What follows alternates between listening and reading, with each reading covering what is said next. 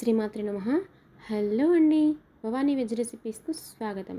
ఈరోజు సేట్ ఆలు బోండా పర్ఫెక్ట్ స్టైల్లో సింపుల్గా ఎలా చేసుకోవాలో చూసిద్దాం రండి.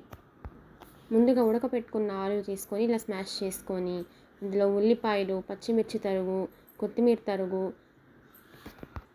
ధనియాల పొడి, జీలకర్ర పొడి, మిరప్పొడి, ఉప్పు, పసుపు అన్నీ తగినంత వేసుకోవాలండి. కొద్దిగా చాట్ మసాలా కూడా వేసుకోవాలి. వాము పొడి కూడా ఉంటే వేసుకోవచ్చు, ఒక స్పూను. వాము ఇలా కొద్దిగా నలిపి వేసుకోవాలి.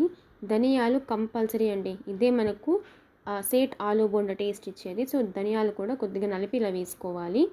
అన్నీ కూడా బాగా కలుపుకొని ఇలాగా బాల్స్గా చేసి పక్కన పెట్టుకోవాలి. ఇంకా పైన బోండాకి 1 కప్పు శనగపిండి, 2 స్పూన్ల బియ్యం పిండి, కొద్దిగా వంట సోడా, ఉప్పు, పసుపు, మిరప్పొడి, కొద్దిగా వాము కూడా నలిపి నీళ్లు వేసుకొని ఇలా థిక్ కన్సిస్టెన్సీ కలుపుకోవాలండి. కొంచెం మన కన్సిస్టెన్సీ తెలిసిపోతుంది ఎలా ఉండాలో. అంతేనండి. నూనె బాగా కాగిన తర్వాత ఇలా ఒక్కటి వేసేసుకోవడమే. చేత్తో వేసి భయంగా ఉంటే ఇలా స్పూన్తో కూడా వేసుకోవచ్చండి, లేదంటే మనం చేత్తో వేసేసుకోవచ్చు.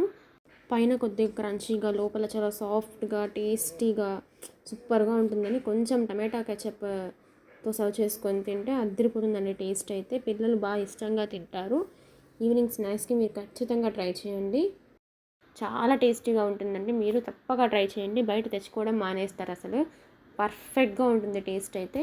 మీకు కనుక వీడియో నచ్చినట్లయితే లైక్ చేయండి, షేర్ చేయండి, సబ్స్క్రైబ్ చేయండి. Thank you for watching.